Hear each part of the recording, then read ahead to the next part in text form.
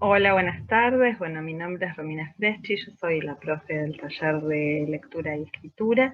Y bueno, este video que quiero hacerles tiene que ver con, bueno, presentar un poco la materia y que queden en claro algunas de las herramientas que vamos a estar utilizando durante la mayor parte del cuatrimestre, ¿sí? Estamos en un taller de lectura y escritura, entonces lo que vamos a hacer es practicar, ¿sí?, todo el tiempo la lectura y la escritura. Lamentablemente no tenemos la posibilidad de vernos y de leer todos juntos, pero sí tenemos la posibilidad de compartir el campus y a partir de esa experiencia compartida, digamos, en la cual cada uno participa a su tiempo, vamos a poder tener algún tipo de experiencia común de lectura y escritura, ¿sí?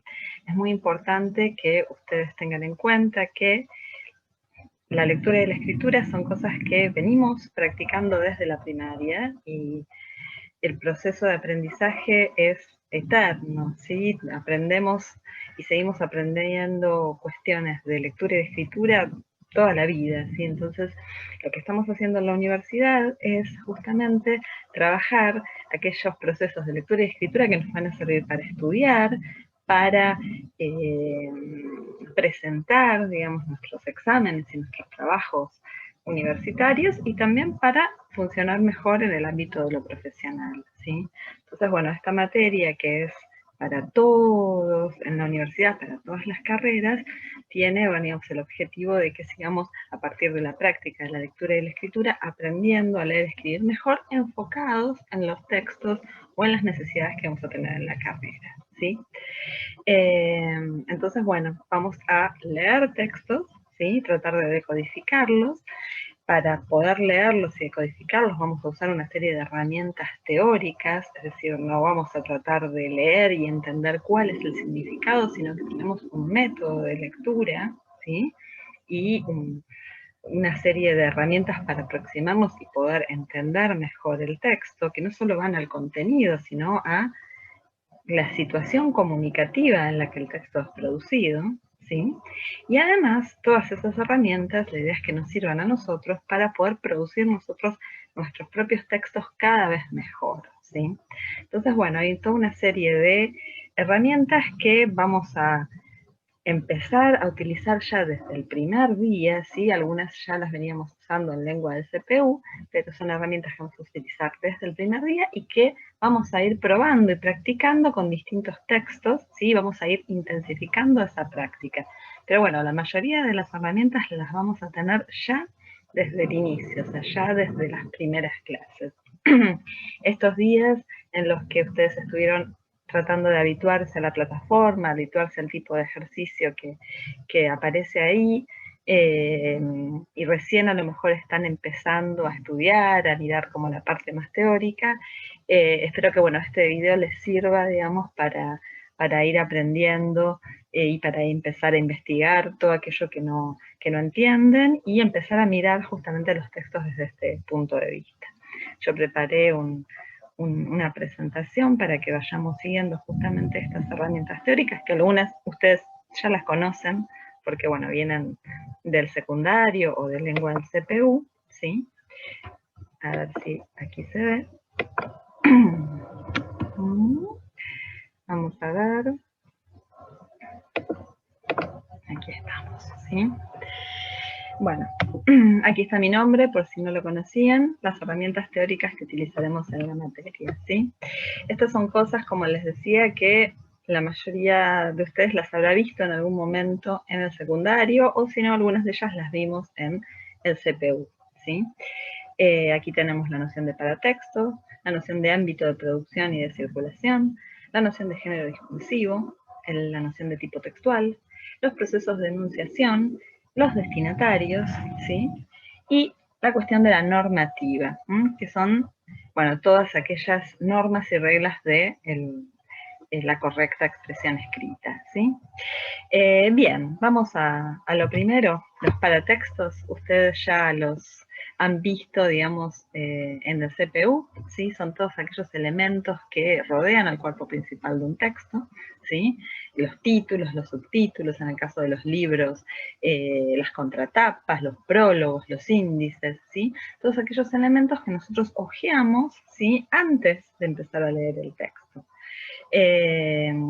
Los paratextos van a ir variando de acuerdo, digamos, al ámbito en el que estén. De hecho, bueno, nosotros vamos a ver algunos ámbitos específicos. Pero bueno, nosotros sabemos, por ejemplo, que si tenemos un titular o si tenemos una volanta, estamos dentro del ámbito periodístico, ¿no? Ahí, en el ámbito periodístico, se ve bastante bien cómo funcionan en general los paratextos, porque uno no lee todo el diario, ¿no? Sino que lee primero los paratextos y, de acuerdo a la nota que le interesa, ¿sí? Lee en profundidad a lo mejor esa nota entera, pero el diario entero nunca lo leemos. A lo sumo leemos varias noticias sobre un mismo tema o varias notas de opinión sobre un mismo tema que salieron en distintos diarios para poder informarnos mejor, ¿sí? Pero los paratextos justamente nos sirven como primera aproximación al tema y también a otras cuestiones, como, bueno, ¿cuándo fue escrito este texto? ¿Dónde fue escrito este texto? ¿Dónde circuló? ¿Sí? Entonces, ¿dónde circuló? Yo ahí puedo saber más o menos qué género, ¿sí? O sea, qué formato es ese que voy a leer, qué estructura tiene, cuál es la posible intención de este texto, ¿no? Es decir, elementos del contexto, elementos de la situación comunicativa que nos sirven a nosotros para entender mejor, ¿sí? ¿Qué es lo que vamos a leer? Bien. Acá tenemos algunos ejemplos justamente que vienen del ámbito periodístico, como la fecha, el titular, el copete, la volanta, el epígrafe, ¿sí? En el campus hay un video específico de paratextos que lo vamos a ver un poquito mejor. Pero bueno, esto es una noción que ustedes desde ya tienen que proponerse, digamos, como primer paso de la lectura. Leemos los paratextos, nos enteramos de quién es el autor, nos enteramos de cuál es el ámbito, nos enteramos la fecha de publicación, el lugar de publicación, para ver más o menos en qué debates, digamos, está interviniendo ese texto, ¿no? Por ejemplo. Bien, la noción de ámbito. Bueno, esto tiene que ver con una noción de acción humana, ¿sí? Los seres humanos actuamos en infinitas acciones, infinitos trabajos, digamos, y cada una de esas actividades va forjando algunas acciones y algunos modos de comunicación que son específicos de esas actividades, ¿no? Digamos, en el campo de lo profesional es bastante fácil verlo, digamos, no es lo mismo el campo de la medicina que el campo de la psicología, que el campo de la literatura, que el ámbito académico, ¿sí? Que el ámbito periodístico, el ámbito gastronómico. Cada espacio tiene acciones específicas que le pertenecen y un vocabulario específico y también un tipo de texto específico, ¿sí? Si yo tengo una receta, bueno, primero dudo, a ver, voy a leerla y veo si tiene harina, sal, leche, bueno, estamos dentro del ámbito gastronómico, es una receta de cocina, ¿sí? Pero sí tiene una serie de elementos químicos o una serie de medicinas, sabemos que estamos dentro de una receta médica, ¿sí? Digamos, ahí tenemos a través de justamente el género del formato del texto, podemos ver en qué lugar, digamos, aparece, o en qué ámbito, o en qué campo podemos leer ese tipo de textos, ¿sí?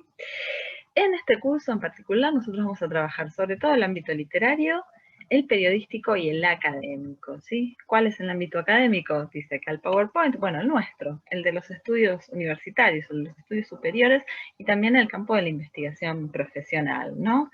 Nosotros vamos a trabajar, digamos, con algunos textos del ámbito periodístico, literario y también algunos académicos para la lectura, ¿sí?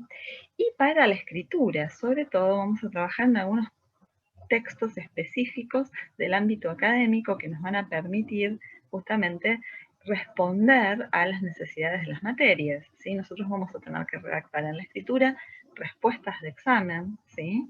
Adecuadas a las consignas que se nos pueden presentar e informes, ¿sí? También adecuados a las consignas que se nos pueden presentar, es decir, el tipo de texto que ustedes van a tener que redactar son textos que los van a ayudar a presentar, ¿sí? Actividades dentro de la universidad. ¿Mm?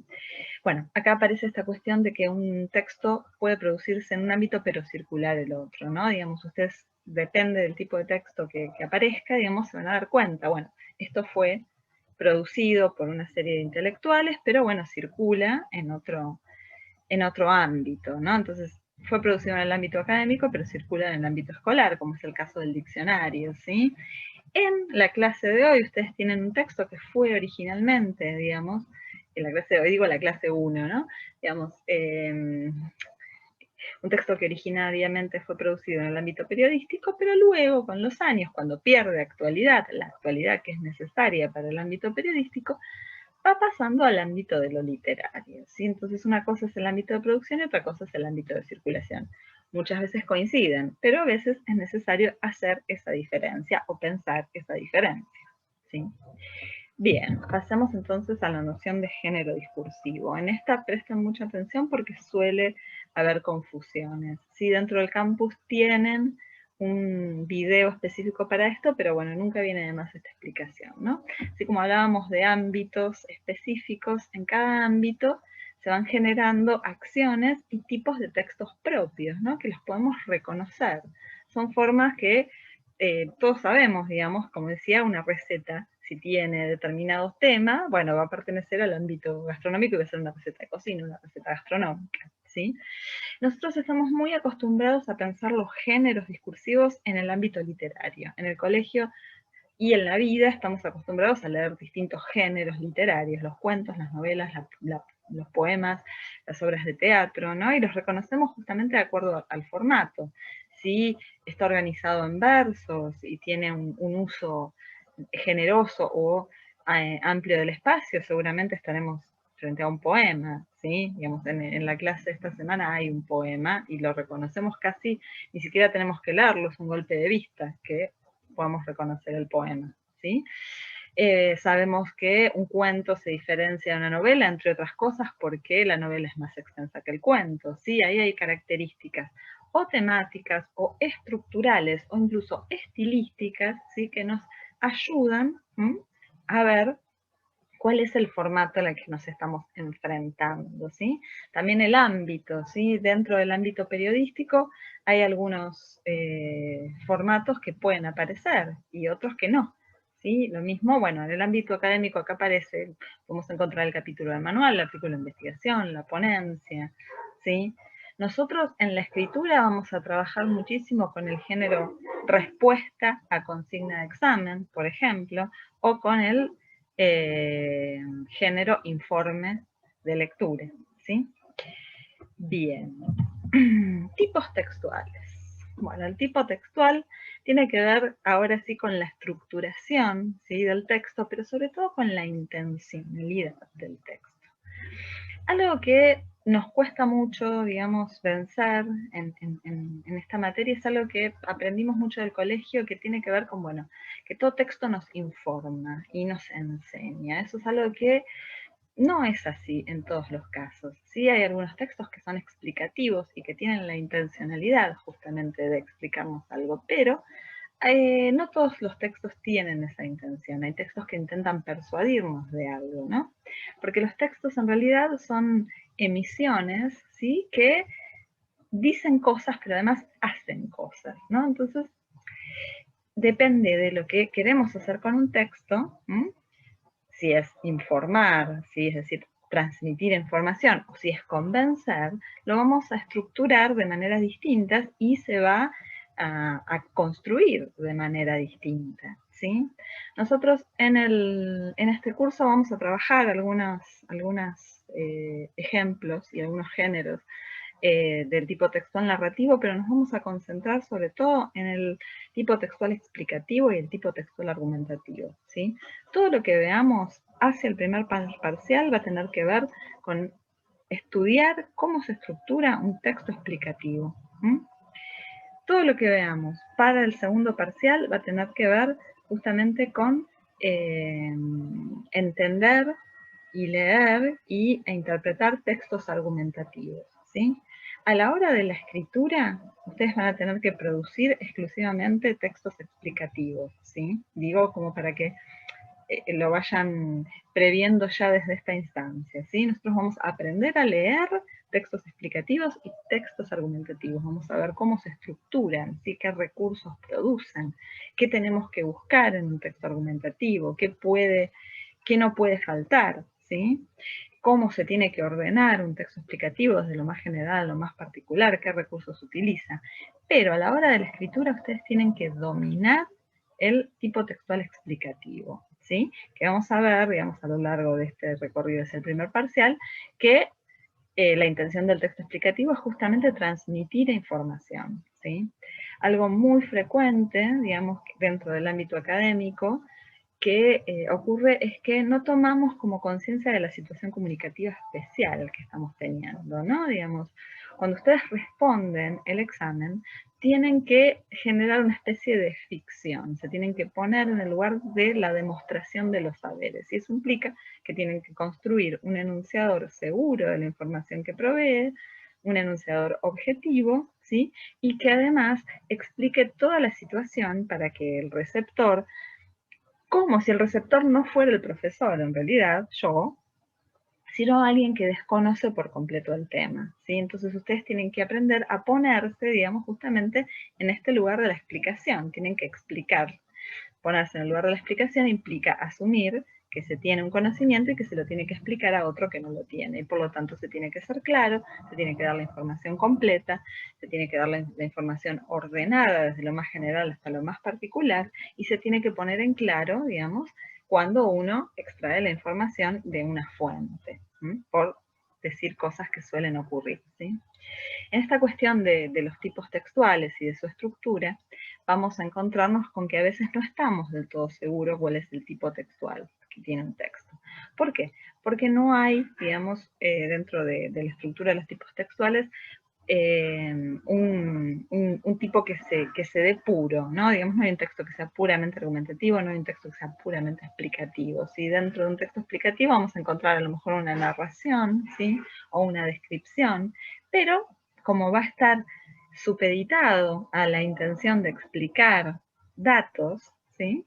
Vamos a decir que predomina el tipo textual explicativo. Lo mismo para la argumentación. Dentro de la argumentación, muchas veces, para convencer a alguien de algo, le tenemos que explicar primero otra cosa, ¿sí?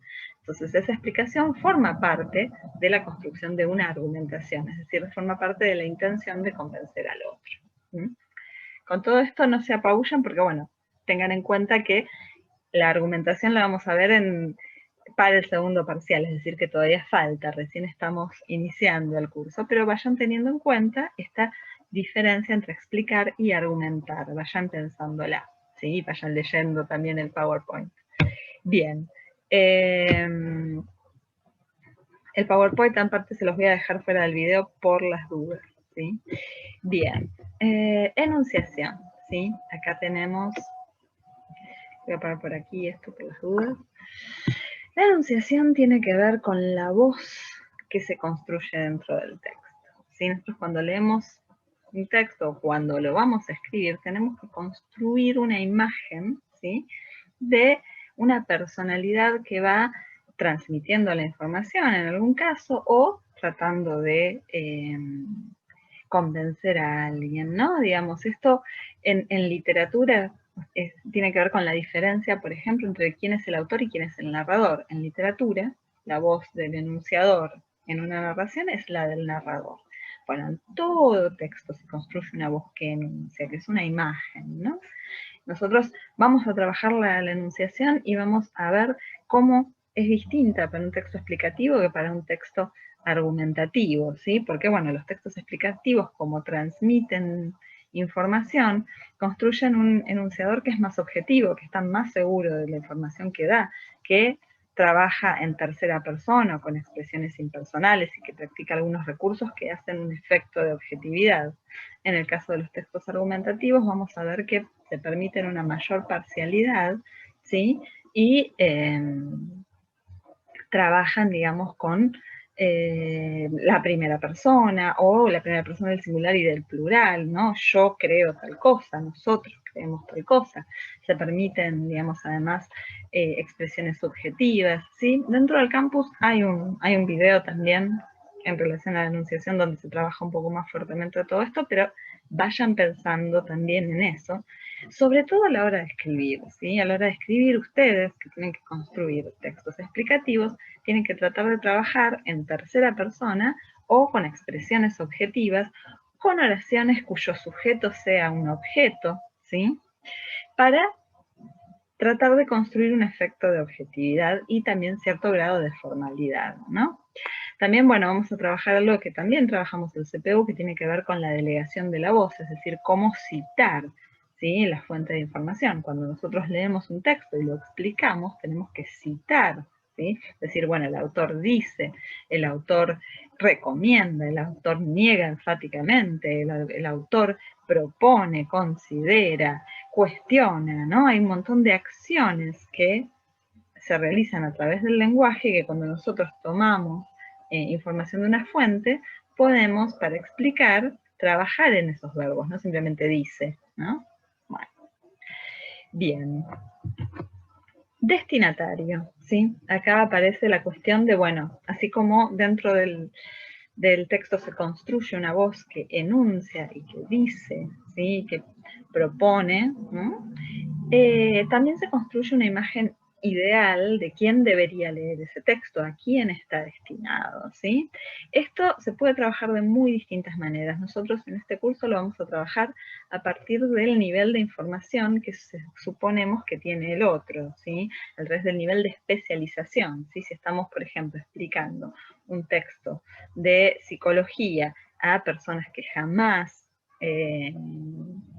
han estudiado psicología, bueno, vamos a tener que empezar explicando los conceptos básicos, pero si nos estamos dirigiendo a estudiantes de psicología, bueno, habrá que ver qué conceptos son básicos y pueden darse por explicados y cuáles son más difíciles. En el caso de nos dirigimos a expertos o a otros psicólogos, por ejemplo, no vamos a explicar casi ningún concepto a menos que surja un malentendido si estamos en la oralidad, pero por escrito vamos a dar por sabidas las cuestiones, por lo menos las cuestiones básicas, ¿sí?, de la psicología. Entonces eso va a producir un destinatario, digamos, especializado en el caso de los expertos, un destinatario semi-especializado en el caso de los estudiantes, y un destinatario general o no especializado cuando estamos frente a personas que jamás han leído algo de psicología o que no sabemos si han leído o no, ¿sí? Ahí tenemos, bueno, por ejemplo, en el periódico, en el diario, el destinatario es general, ¿sí? Porque, bueno, se supone que cualquiera puede leer ese texto, cualquiera que viva en un determinado lugar, ¿no? Porque los textos periodísticos dependen muchísimo del lugar y del tiempo, ¿no? Digamos, los diarios argentinos no se entienden quizás en Uruguay o en Bolivia, ¿no? Digamos, porque, bueno, si bien estamos cerca, tienen que ver con las noticias de cada lugar, ¿sí? Además, las localidades también tienen sus propios diarios. Está el diario de Quilmes, por ejemplo, ¿sí? El diario de Berazategui, el diario de Almagro, en el caso de Capital Federal, por ejemplo, ¿no? Digamos, cada lugar a veces tiene su propio periódico y las noticias no se entienden de un lugar a otro. Pero se supone que cualquiera podría entenderlas, ¿sí?, estando en un determinado lugar, en un determinado tiempo, ¿sí? No tiene un vocabulario especializado, no propone nociones que necesitan un determinado estudio previo, etc. Bien, por último, algo que también tienen que tener presente durante todo el curso es la cuestión de la normativa. Nosotros vamos a trabajar algunas cuestiones específicas de normativa, ¿sí?, sobre todo de puntuación, vamos a seguir trabajando, pero también dentro del campus hay todo un módulo, digamos, de ortografía, ¿sí? Y yo les voy a dejar sobre todo unos videos de sintaxis, de formación de oraciones, porque, bueno, esto suele ser, digamos, bastante frustrante, ¿sí? El tipo de trabajo que nosotros necesitamos implica que haya muchísima claridad y la expresión escrita, digamos, en la universidad tiene que ser clara, tiene que ser correcta, no puede haber lugar a error y no puede haber lugar a informalidad. Entonces es necesario que ustedes manejen la formación de oraciones, la ortografía, la acentuación, la puntuación de una manera impecable, ¿sí? que no les duela la cabeza por esto, es algo que vienen viendo desde la primaria, y este es el momento de solucionarlo, ¿sí? Si tienen algún problema, este es el momento de solucionarlo, el momento de la entrada a la universidad y la entrada a la vida profesional y estudiantil, ¿sí? Académica. Bueno, estos conceptos, vuelvo al principio, son las herramientas que vamos a utilizar durante todo el curso y que está bueno que vayan tomando nota, que vayan investigando y que vayan preguntando sobre ellas, digamos, en el foro de esta semana y las vayamos probando con cada uno de los textos que vamos a ver, ¿sí? Con esto me despido, espero que haya sido más o menos claro y bueno, espero sus preguntas en el foro a continuación.